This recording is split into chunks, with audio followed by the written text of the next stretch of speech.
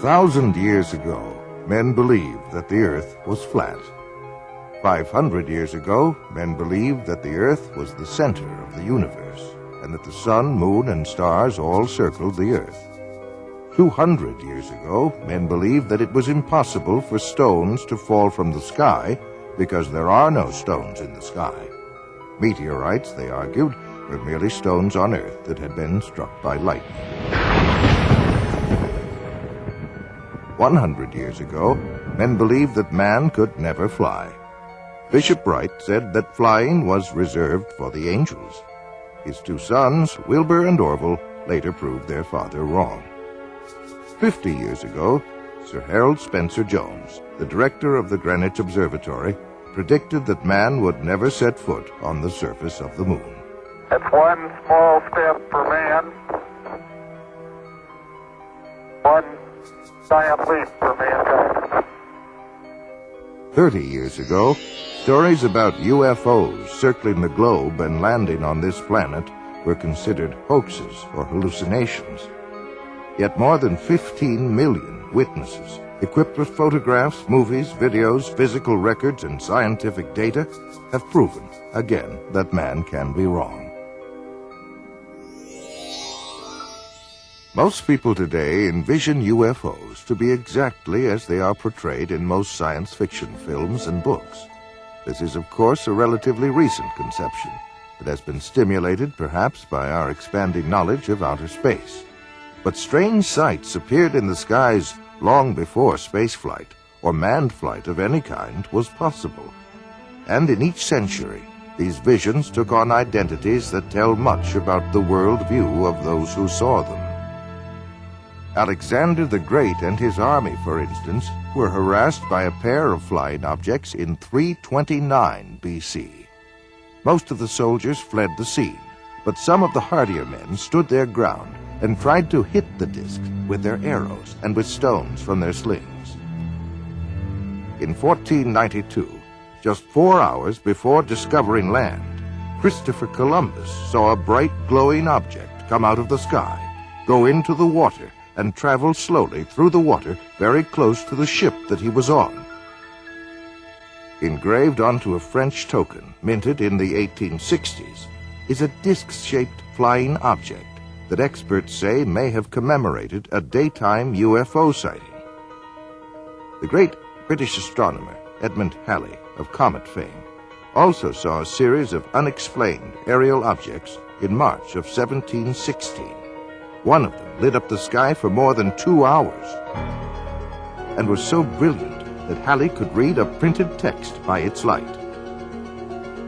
There were sightings in 1897 of a lighter-than-air ship that had propellers, porthole windows, and brilliant searchlights which it directed at the ground.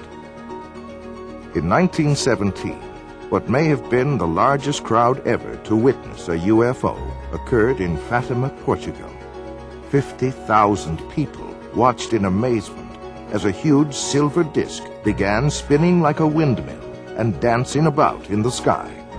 After plunging toward the Earth, it climbed back into the sky and disappeared into the sun. One night during the summer of 1948, Clyde W. Tombaugh, the astronomer who discovered the planet Pluto, was sitting in the back of his home at Las Cruces, New Mexico.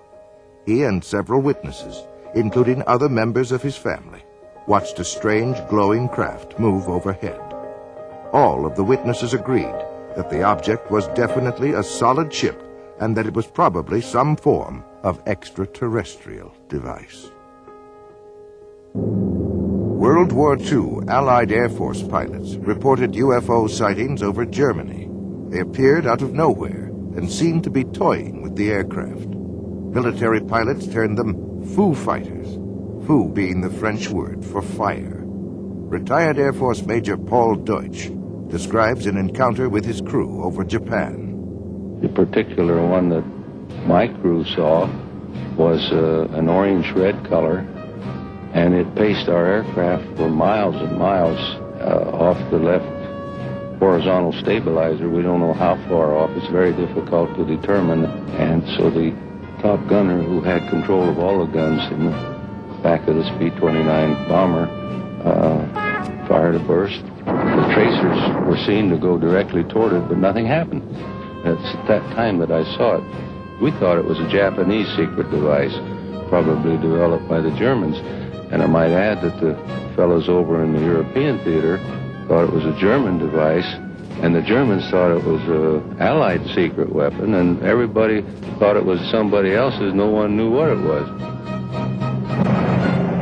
On December 5th, 1945, a squadron of 5 Avenger torpedo bombers with 14 experienced crew members flew out of Fort Lauderdale Naval Air Station in Florida. It was a short, routine flight. Each plane had a full load of fuel, and weather conditions were excellent. But something strange happened. The flight leader called in and reported not having any sense of direction. Air Control then ordered the squadron to head due west. The leader, with alarm in his voice, then said, "We don't know which way is west. Everything is wrong, strange. We can't be sure of any direction. Even the ocean doesn't look as it should." He then stated that weird, unidentified aircraft were closing in on them. His radio went dead. All 5 planes disappeared without leaving a trace.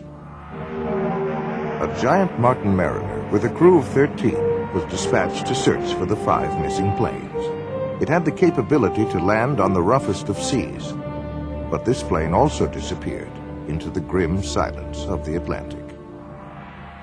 What followed was the greatest search operation in history.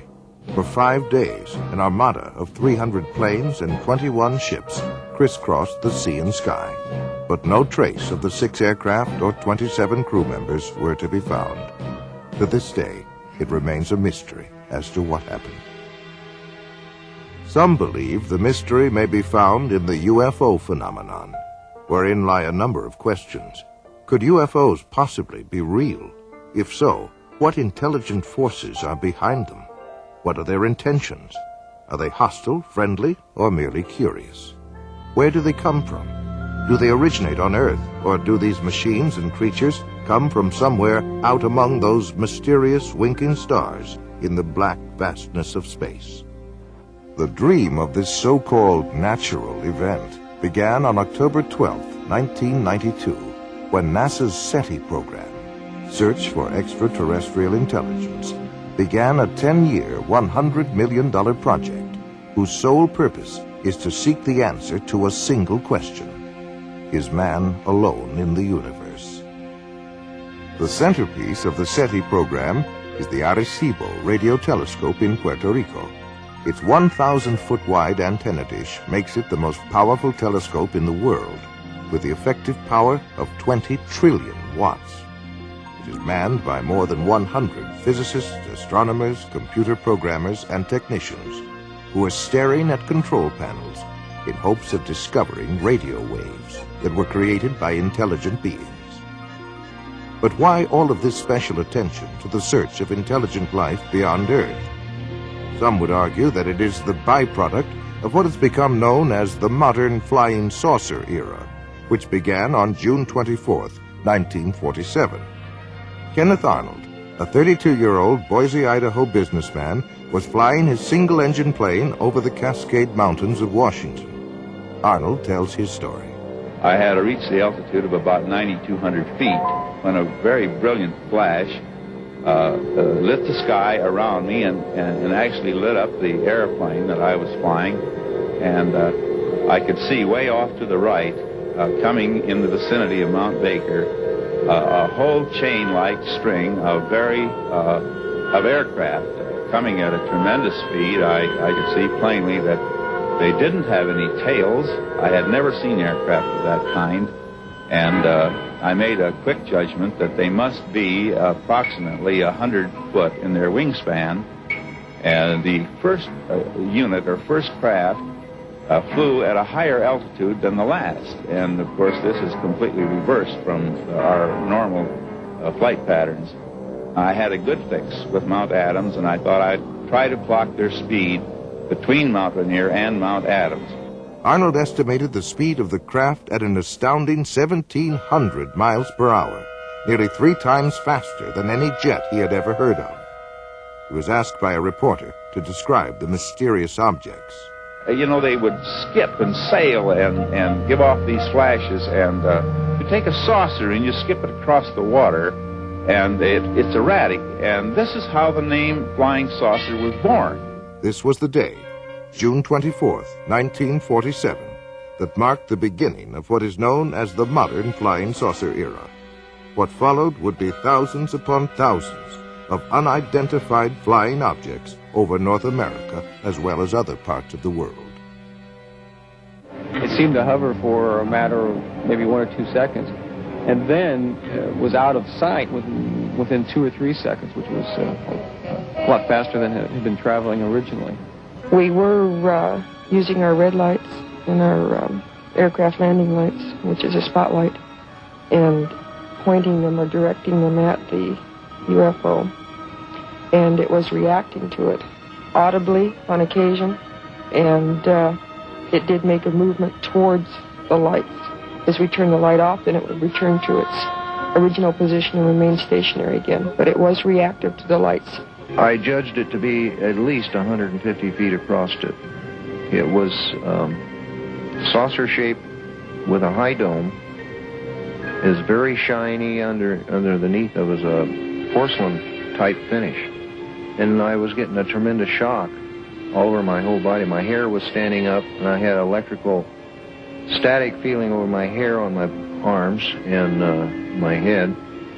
I thought it was doomsday. He was standing at the doorway screaming at me to get up. We got to get out of here. It's going to get us. And then I looked out there, and it was pitch black when I first looked.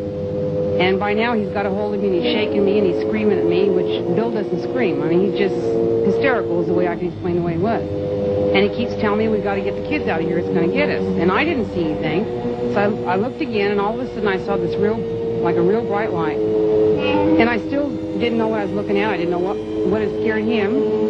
But after looking at the way he was and looking at what I saw, I knew I better listen to him. So I went down the hallway and grabbed my daughter. And I came back to the hallway and went out the front door, and he had grabbed our son by then. When he came back up the second time, I felt like death was at hand.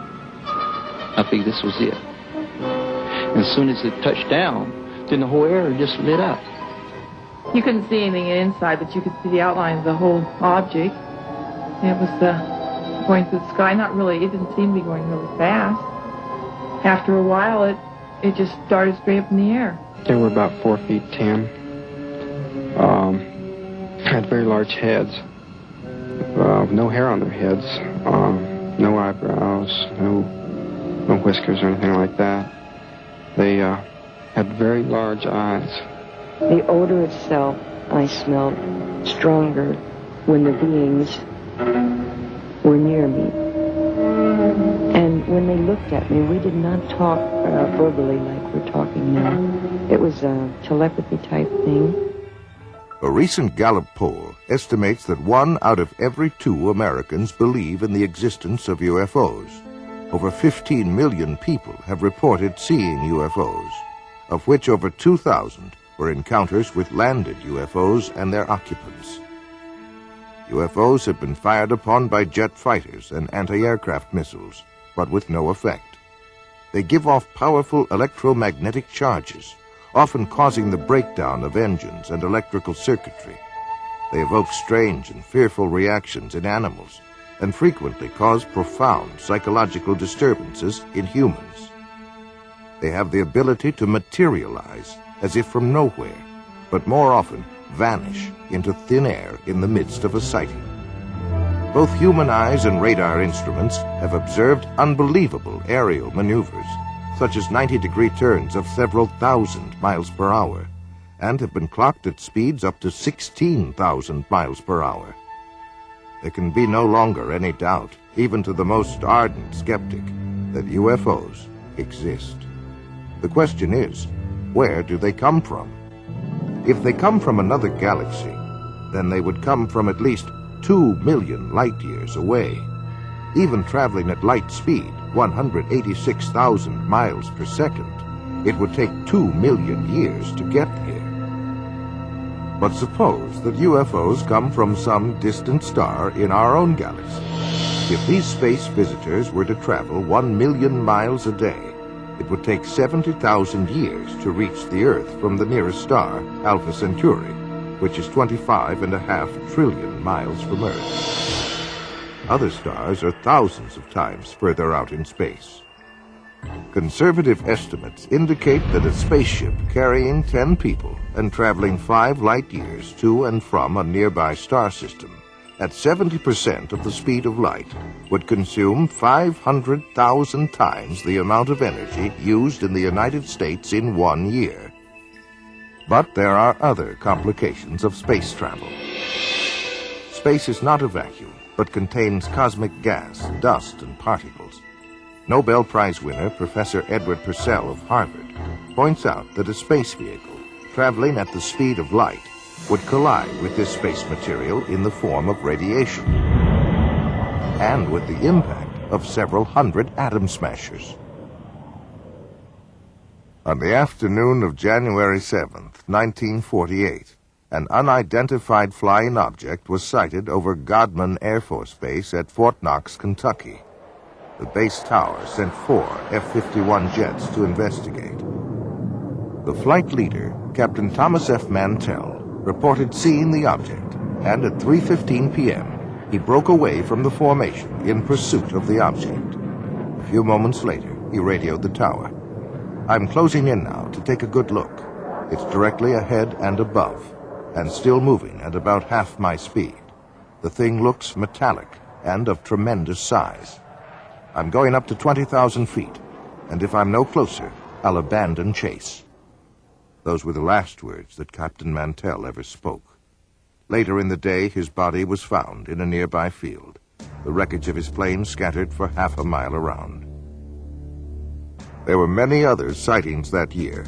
In July 1948, it was reported from Strategic Air Command in San Antonio to FBI Director J. Edgar Hoover that an unidentified aircraft was seen by an Eastern Airlines pilot, co-pilot, and 1 or more passengers flying over Montgomery, Alabama.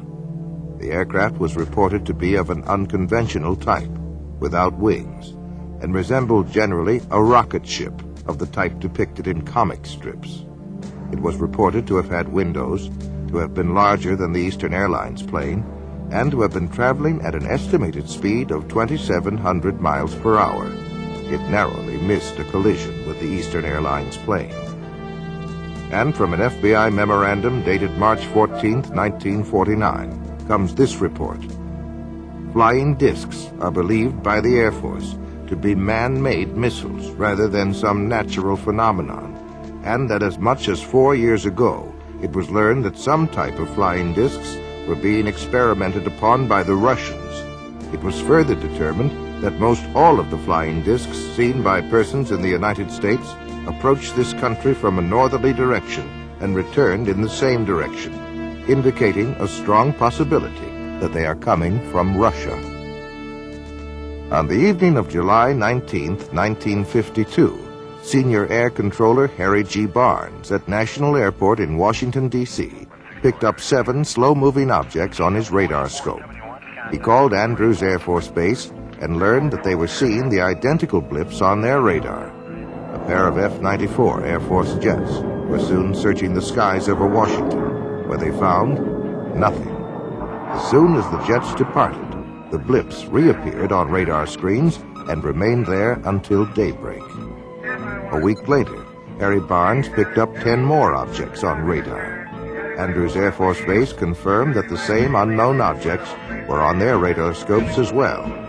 Barnes called the Pentagon, and another pair of jets came howling over Washington. But now the UFOs remained visible on the screens, and one of the jet fighters reported a visual sighting of 4 lights. At one point, the pilot radioed that the lights were surrounding his plane. But soon the UFOs sped away and disappeared into the night. Later that morning, Harry Barnes made this statement, quote, "There is no other conclusion that I can reach but that for 6 hours on the morning of the 26th of July, there were at least 10 unidentifiable objects moving above Washington. They were not ordinary aircraft, nor, in my opinion, could any natural phenomena account for these spots on our radar, end quote.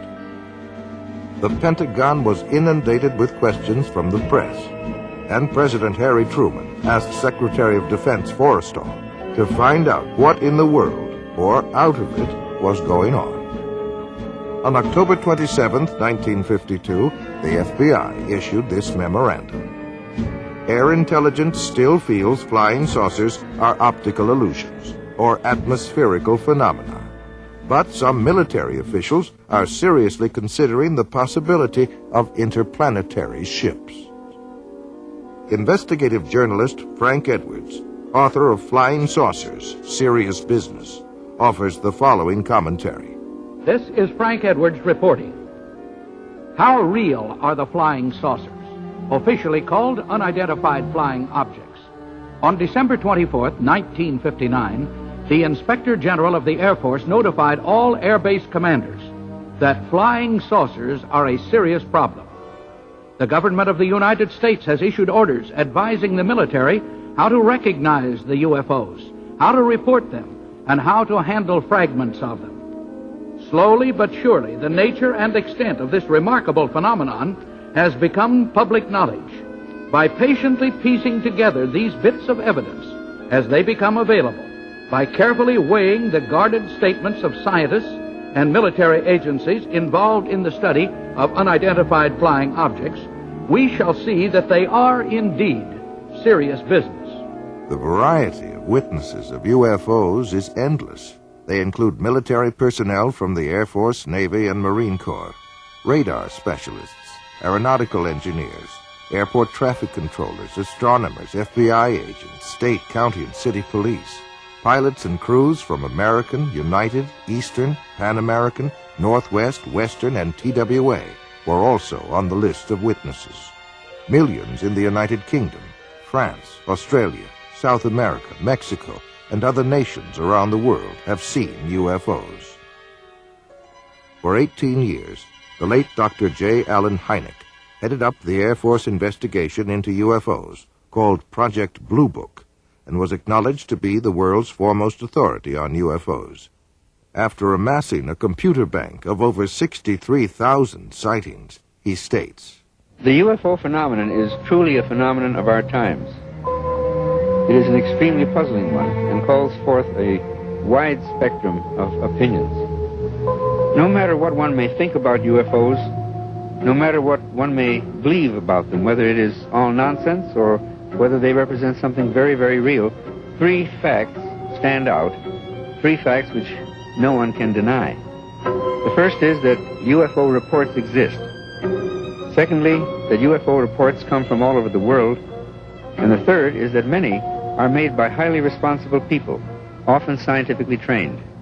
We scientists have no positive proof yet of the origin or even of the reality of these strange reported craft, but we do know that the reports themselves are very real. To find the answer to this magnificent scientific puzzle, the UFO phenomenon, we need to approach it with a truly open mind so we can explore all possible avenues of explanation."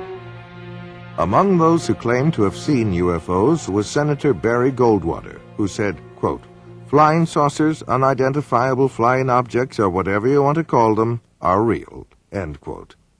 Astronaut Gordon Cooper said, quote, "I believe these extraterrestrial vehicles and their crews are visiting this planet from other planets, and they're obviously a lot more technically advanced than we are here on Earth," end quote. General Douglas MacArthur was the supreme commander of all Allied forces in the South Pacific during World War II. He believed in UFOs, and even commissioned a report that was over 20,000 pages long. During one of his last speeches to the cadets at West Point, he said, "Gentlemen, the next war will not be an international war, but an intergalactic war." He assumed that not only were there UFOs from another planet, but that they were hostile.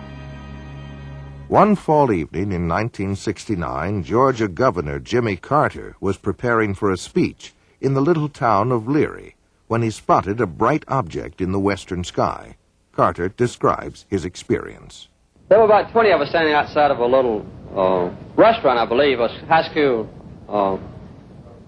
lunchroom, and kind of a green light appeared in the western sky. This was right after sundown. And it got brighter and brighter. And then eventually it disappeared. It was not, didn't have any solid substance to it. It was just a very peculiar looking light. None of us could understand what it was. Former President Ronald Reagan made statements concerning UFOs on 18 different occasions while in office. The following is an excerpt from one of his speeches. I've often wondered, what if all of us in the world discovered that we were threatened by a power from outer space, from another planet? Wouldn't we all of a sudden find that we didn't have any differences between us at all?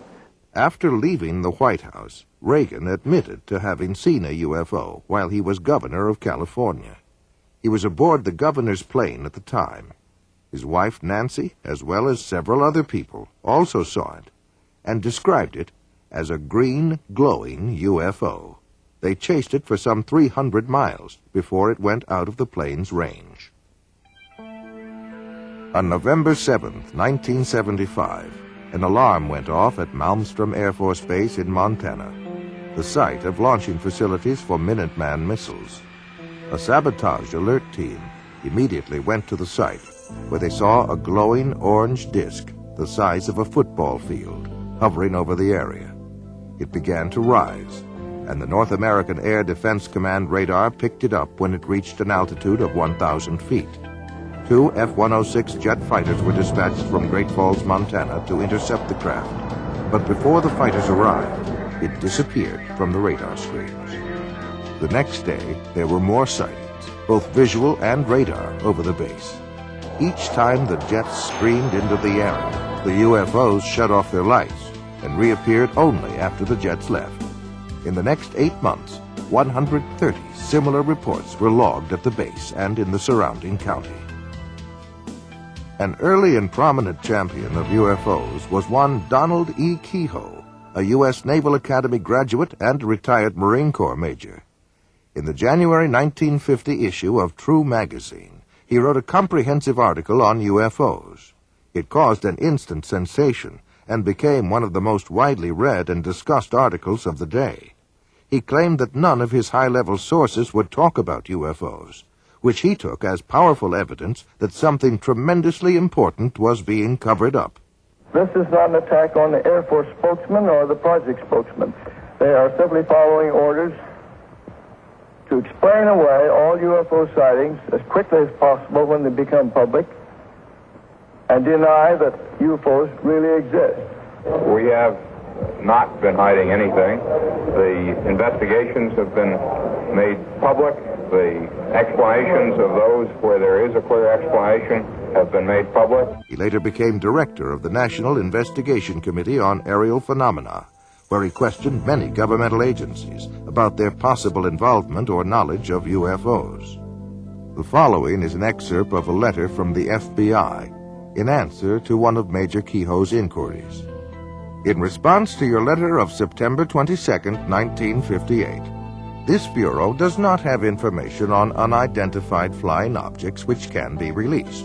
This does not imply that this Bureau has information concerning unidentified flying objects which cannot be released. Possible communications with extraterrestrial vehicles from another planet, should the unidentified flying object prove to be an extraterrestrial, is not a function of the Federal Bureau of Investigation. Signed, John Edgar Hoover, Director of the FBI. There are 6 distinct categories of sightings. Close encounters of the first kind refers to a mere sighting of an unidentified flying object. Close encounters of the second kind includes both the sighting of a UFO as well as tangible proof of the craft having been there, such as marks on the ground, the scorching of grass, or the interference of electrical circuits. Close encounters of the third kind is the direct confrontation with a space being or entity sometimes called a humanoid. Close encounters of the fourth kind involved alleged abductions by UFOs, where people claim to be involuntarily taken on board a UFO, usually for experimental purposes. Close encounters of the fifth kind involve contactees, or those persons who claim to be in personal contact with UFO entities, usually through metaphysical or occult means. Close encounters of the sixth kind include injuries or deaths resulting from a UFO close encounter.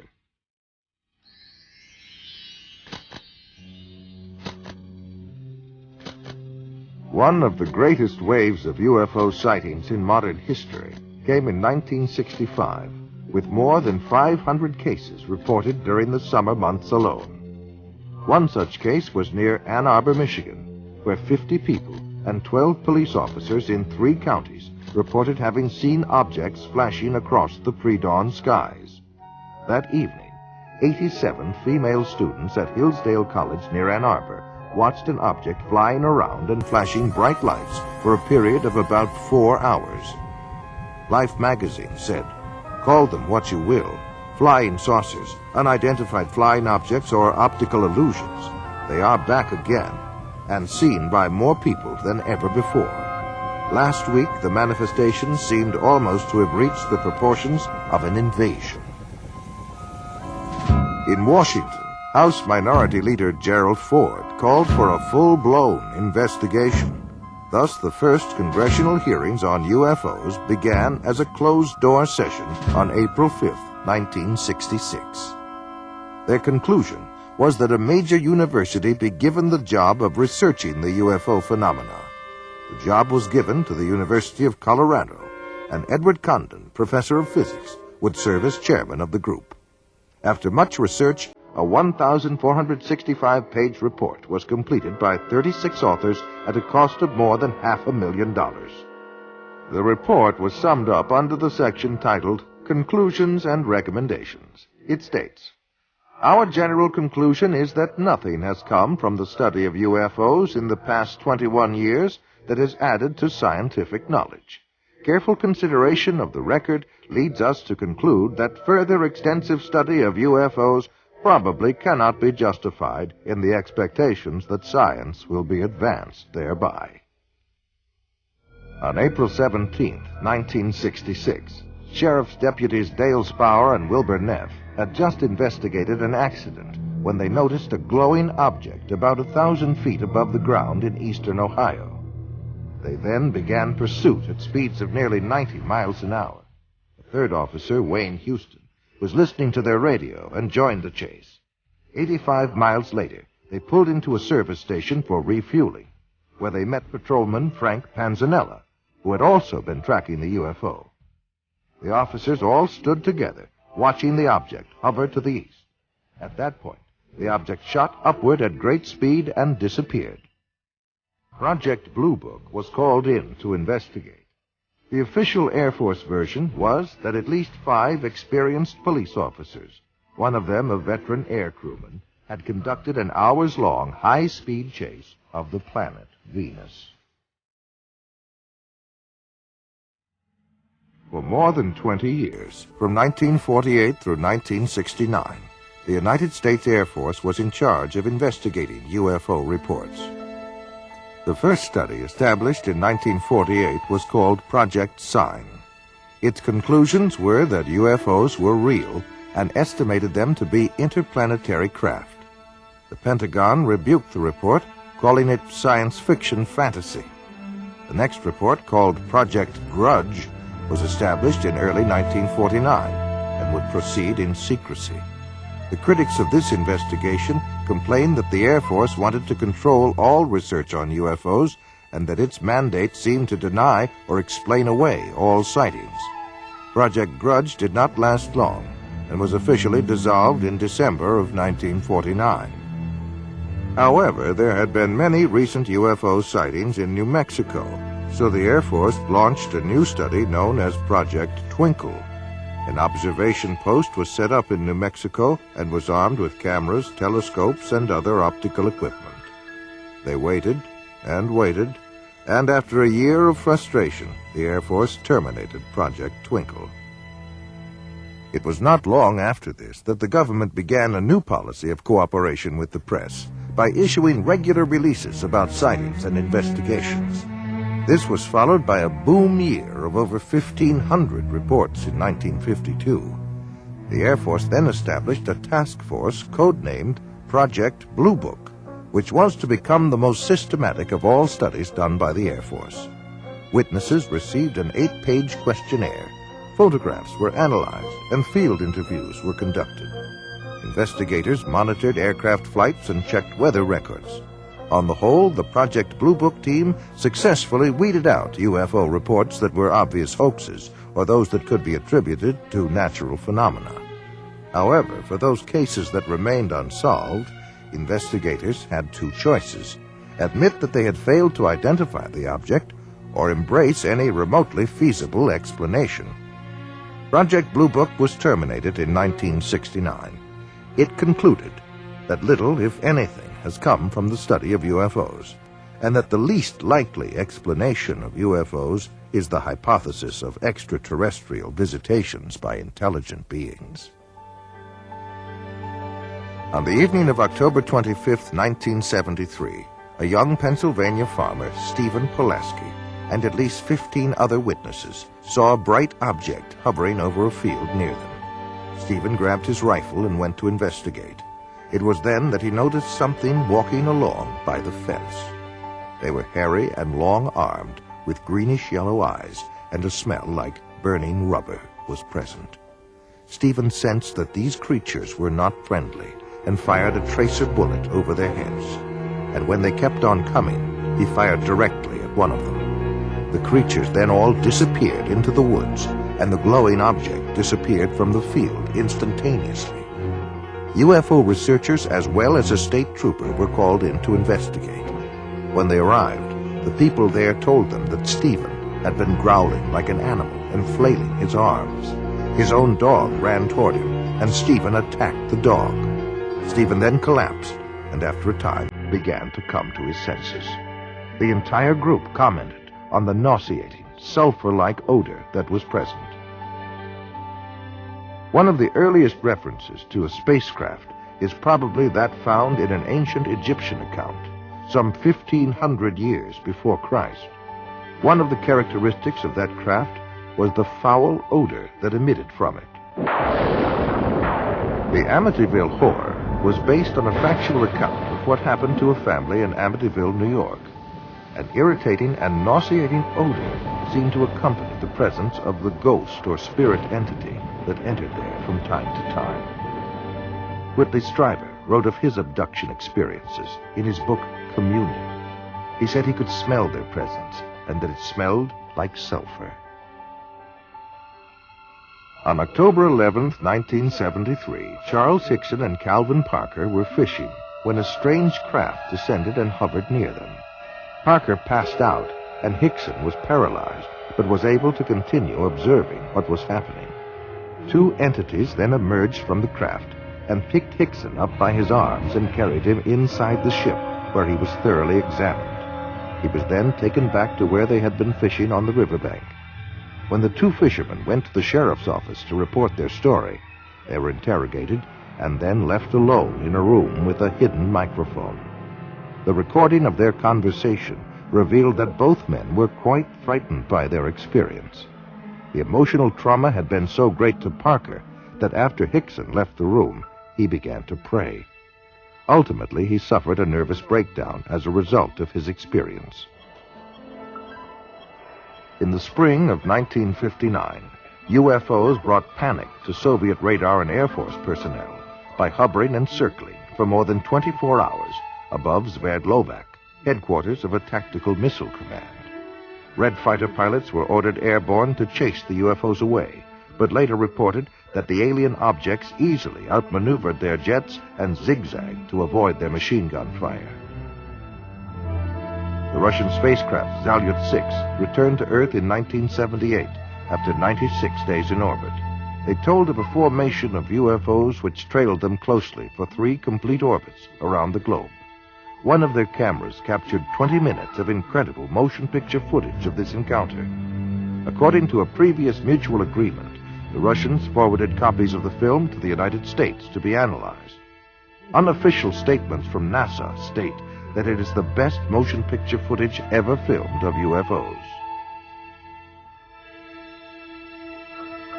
The foremost Russian authority on UFOs, Dr. Felix Zeigel, contends that UFOs may have frightened, harassed, and possibly even killed Russian cosmonauts on their missions. T-minus 25 seconds. 20 seconds and counting. T-minus 15 seconds. Guidance is internal. 12, 11, 10, 9. Ignition sequence start. 6.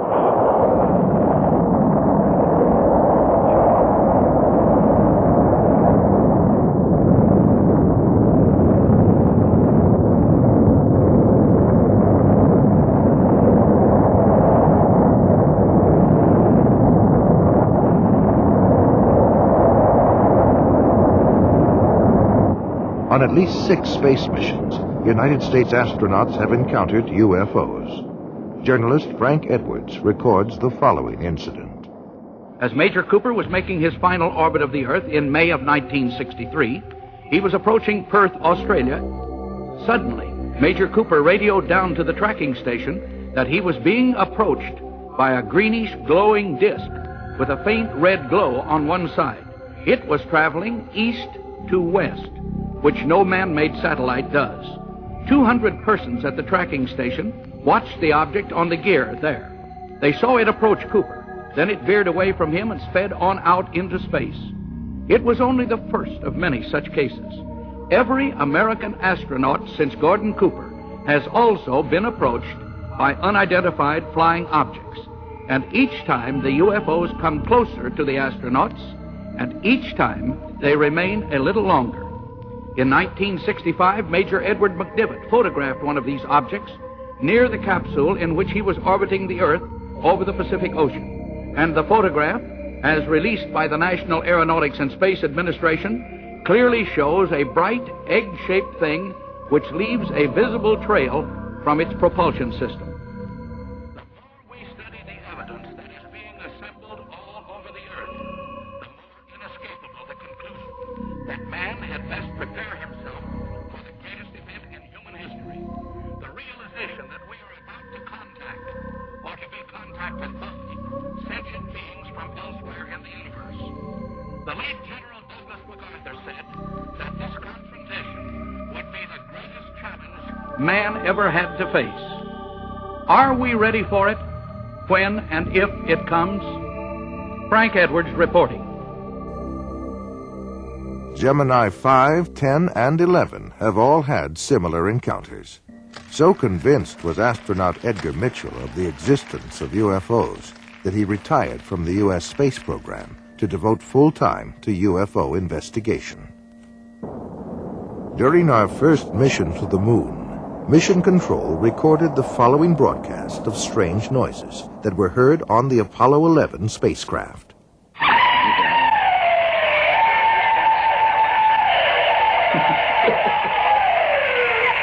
This is Apollo Control. Still no explanation. The weird noises emanating from Apollo 11, if indeed it is from Apollo 11. Perhaps we'll all shake out later in the mission as to what these strange noises are.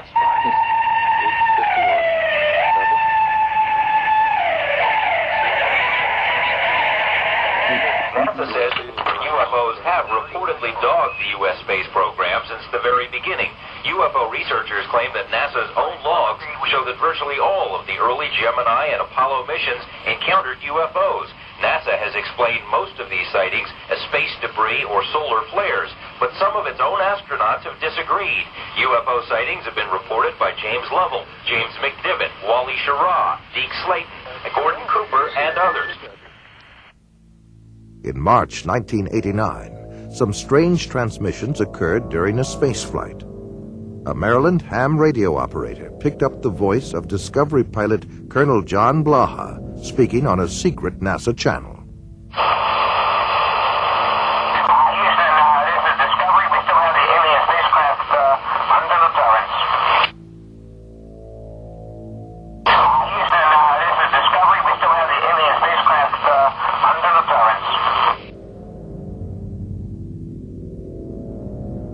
Dr. J. Allen Hynek explains one alternative theory that we might be dealing with something from another dimension. One of the most intriguing aspects of UFO sightings is their apparent isolation in space and time. Sightings are usually made in one place at a time and last for short periods, sometimes appearing out of nowhere and vanishing into nowhere.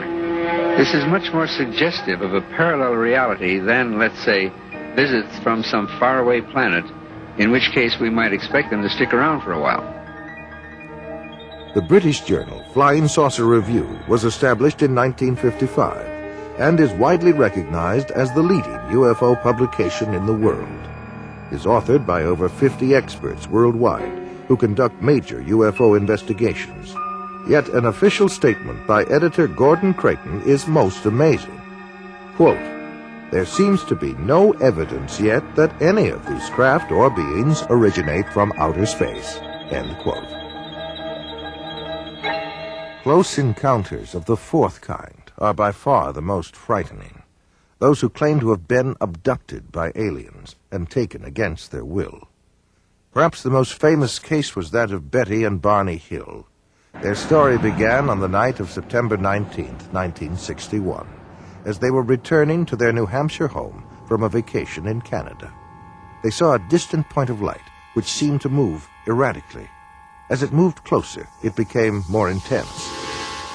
Betty Hill remembers. This craft left the top of the mountain, came out of the highway, and stopped in midair. Barney took the binoculars and started out of the car in an attempt to identify the craft. And as he did this, he saw a group of figures standing in the windows looking down at him. One was saying to him, "Don't be afraid. Keep looking. Keep looking. Stay there. Don't be afraid. No harm's going to come to you, but stay there." And the craft started to descend. And Barney ran back to the car, saying we had to get out of there. They were going to capture us. And we took off speeding down the highway. They made it home without further incident, but in the days and months that followed, they experienced nightmares, flashbacks, and extreme anxiety.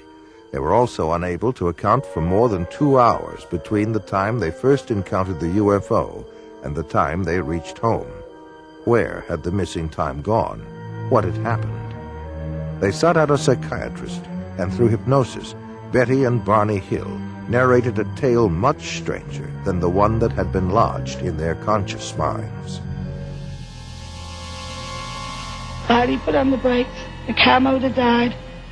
They separated, came up on each side, took us out, took us in a path through the woods, took us on board, gave us physical examinations.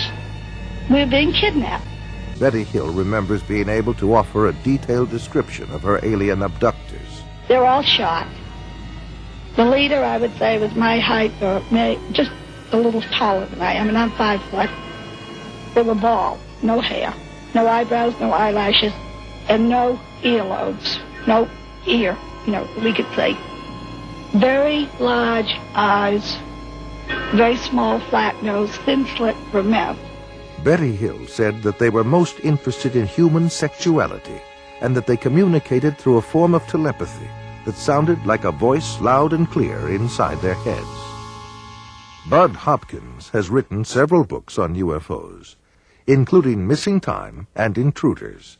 He is one of the foremost experts on abduction cases, otherwise known as close encounters of the fourth kind. And now we've come to the conclusion that abduction, of their involvement with human beings, that this is the center of the entire UFO phenomenon, and that actually when people have UFO sightings, it's very possible that what they're seeing is something on its way to or from an abduction of somebody.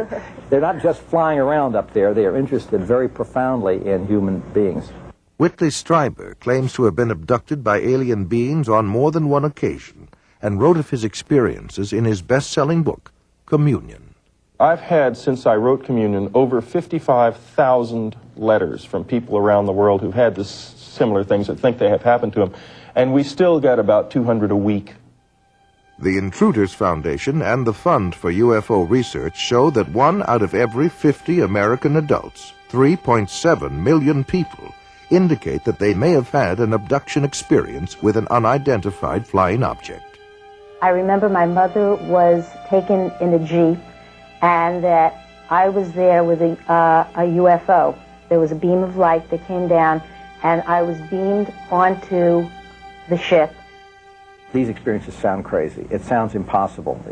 It is impossible according to our physics, but we often use hypnosis to help flesh out all the recollections. A top scientist, Dr. Leo Sprinkle, conducted a 5-year study of 82 persons who reported UFO experiences. Most of them were able to relive the experience through hypnosis, and all suffered severe psychological disturbances afterwards. They claimed to have been taken inside spaceships and examined by humanoids who communicated telepathic messages to them. Dave Hunt is an investigative journalist. His research and consulting expertise takes him around the world. Cal State University, Long Beach. And again, I forget the names of the scientists there who were working on this, and this is a number of years ago now. They did research, and they took people at random. And unless you're going to say everybody's been abducted, they took people at random and who had no such idea, no indication they'd ever been abducted. And they hypnotized them, took them into a deep state, then suggested that they were being approached by a UFO, asked them to describe it. Their description was the same as the others.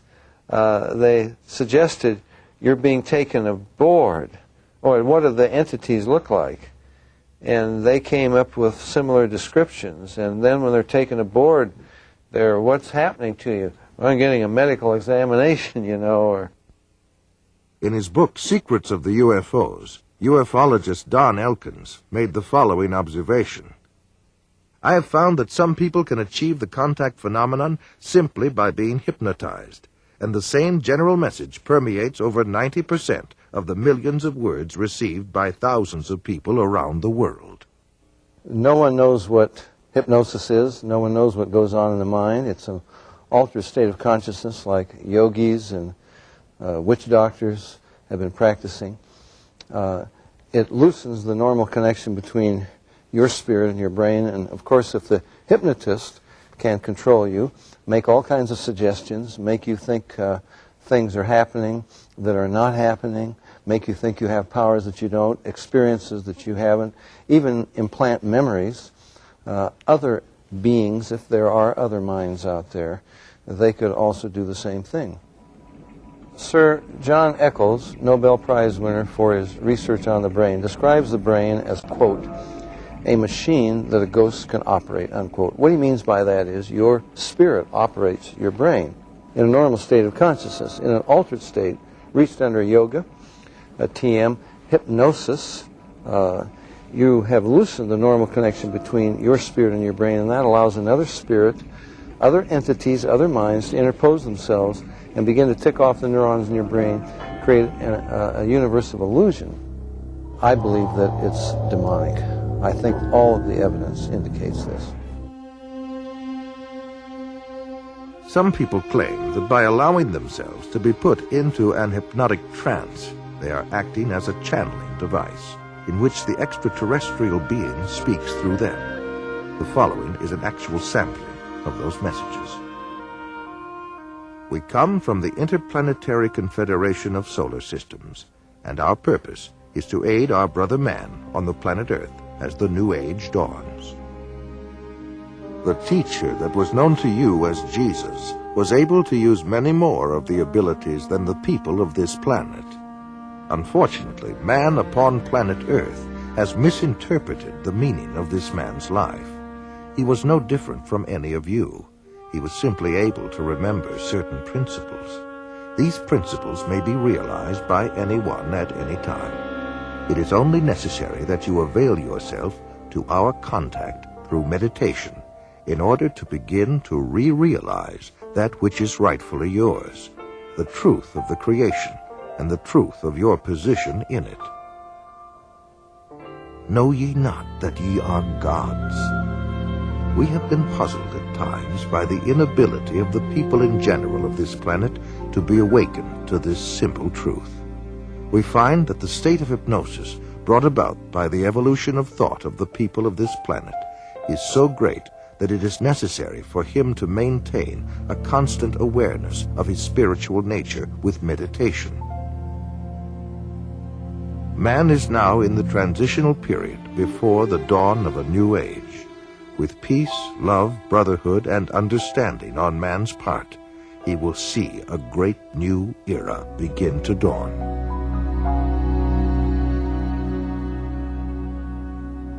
In his book, Flying Saucer Pilgrimage, Bryant Reeves summarizes his findings in this statement.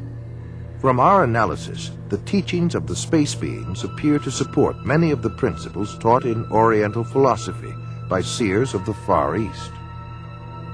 UFO researcher John Weldon then offers this question. How credible is it to think that literally thousands of genuine extraterrestrials would fly millions of light years simply to teach New Age philosophy, deny Christianity, and support the occult? And why would the entities actually possess and inhabit people just like demons do if they were really advanced extraterrestrials? Dr. Pierre Guérin, an eminent scientist associated with the French National Council for Scientific Research, concludes that UFO behavior is more akin to magic than to physics as we know it, and that modern UFOnauts and the demons of past days are probably identical.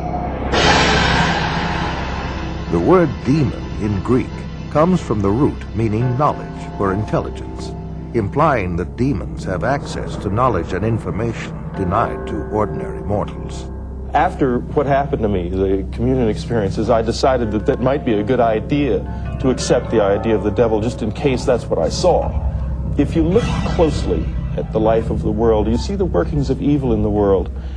There seems to be a sort of machinery behind it that is far beyond just the accident of human life. You can literally hypnotize a person, tell them that there's a cat in their lap, they will see it, they will hear it, purr, they will pet it and feel it. It's not physically there. You tell the cat to scratch them, and bring them out of it. There are scratch marks on their cheek. A non-physical object, under the right conditions, can leave physical evidence. I think it's demonic. It's a spiritual power of some kind for which there is no physical explanation. You can't explain it with the laws of chemistry and physics as we know it. John Keel is a world-renowned expert on UFOs and has written numerous books and articles on the subject. A self-described agnostic, he made this statement. Thousands of books have been written on the subject of demonology, which is the ancient and scholarly study of monsters and demons. The manifestations and occurrences described in this literature are identical to the UFO phenomenon. Victims of demonic possession suffer from the same medical and emotional symptoms as the UFO contactees. I would say I was assaulted by something from the unknown rather than possessed by it. I hope that I was never possessed by it, although there are those who might disagree with me. And I don't think it was something out of craziness. If it came out of my mind, it came out of a part of my mind that is universal to us all. Like Stryper, there are thousands of others who have also sensed something evil and demonic. Something is here, probing people, inspecting them, planting thoughts in their minds, and manipulating their bodies. I do know from different things that are still occurring within my body that I'm still being visited. In Close Encounters of the Third Kind, that first film that came out about UFOs, the house that the mother and little boy were living in, the toys began running around and screws unscrew them in the presence of UFOs. What the film was saying was the same people that run UFOs run haunted houses. And I would say that's absolutely true. In 1969, the United States Printing Office issued a 400-page publication entitled UFOs and Related Subjects, an Annotated Bibliography. The author was the senior bibliographer for the Library of Congress, Miss Lynn E. Cateau. During her research, she read over 1,000 articles, books, and other literature. She summarizes her findings in the preface of the bibliography. A large part of the available UFO literature is closely linked with mysticism and the metaphysical. It deals with subjects like mental telepathy, automatic writing, and invisible entities, as well as phenomenon like poltergeist manifestations and possession. Many of the UFO reports now being published in the popular press recount alleged incidents that are strikingly similar to demonic possession and psychic phenomenon that have long been known to theologians and parapsychologists. This document was compiled for the United States Air Force and is now in the Library of Congress. Dr. Jacques Vallée has addressed the United Nations on UFOs and was the model for Lacombe in Steven Spielberg's Close Encounters of the Third Kind. He is the author of 8 books on UFOs and has been widely recognized as the premier investigating scientist in the realm of UFO research. In his book, Messengers of Deception, Vallée says, an impressive parallel can be made between UFO occupants and the popular conception of demons.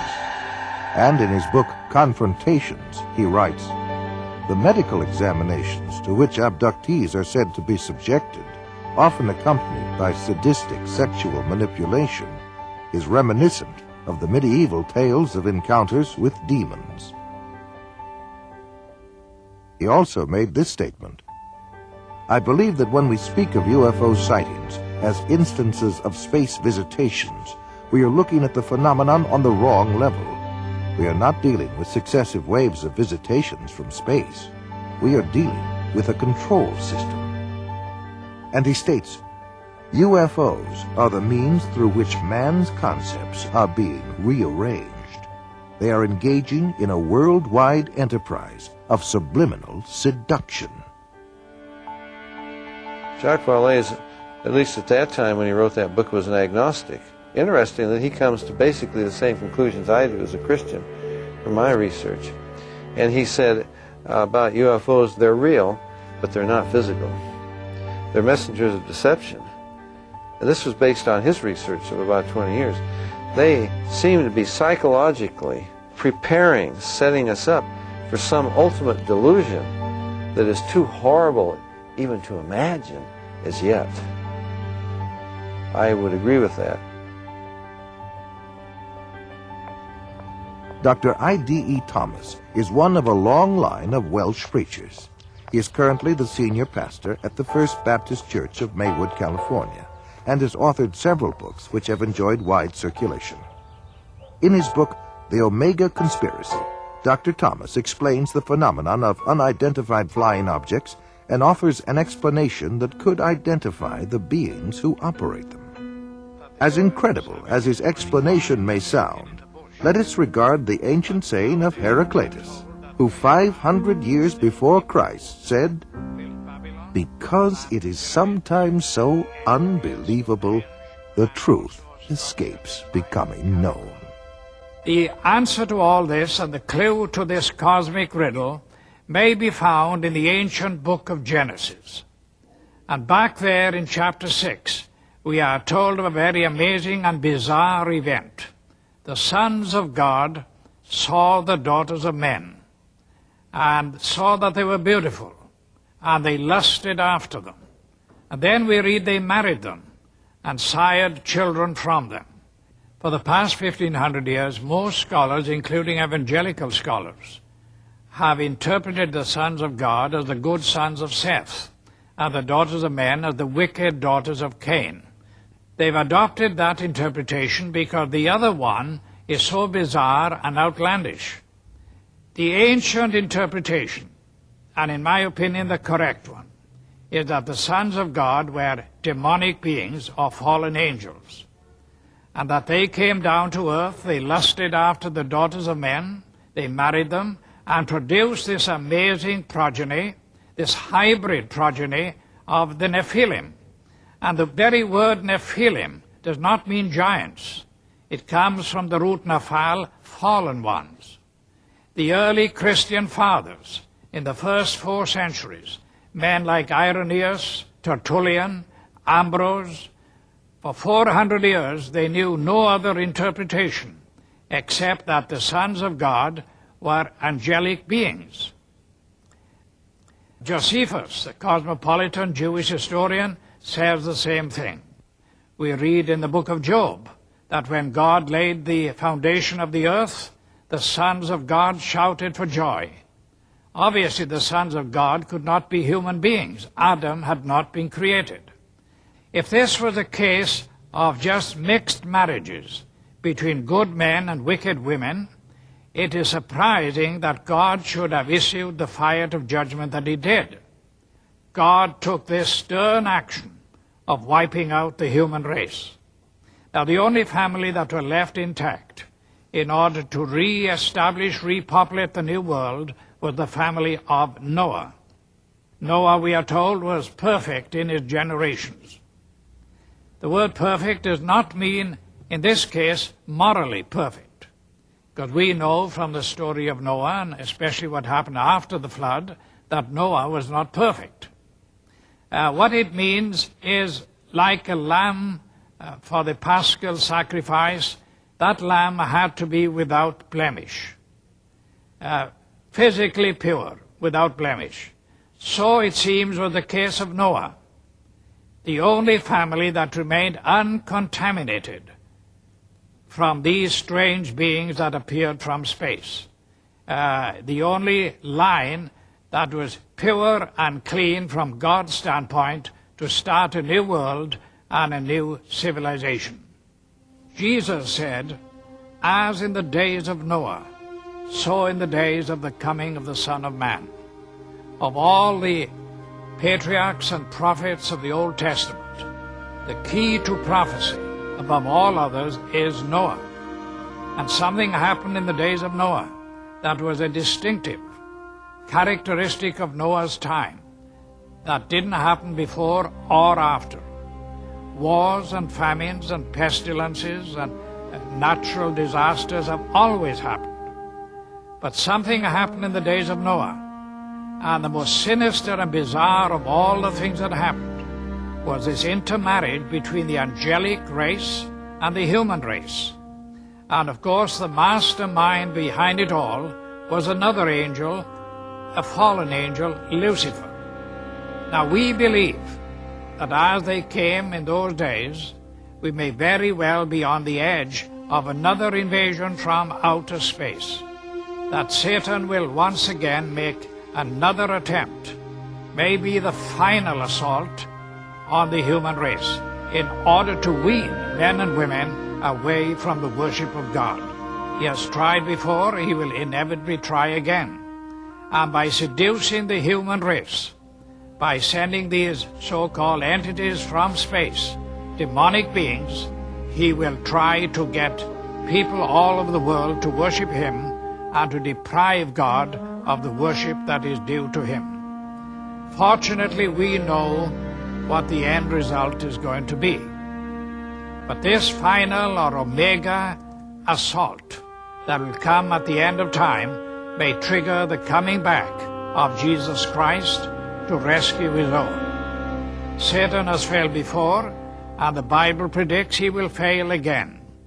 We are told quite emphatically in God's Word that the kingdoms of this world shall become the kingdom of our God and of his Christ. Satan will make the attempt, but our God, greater is he that is in you than he that is in the world.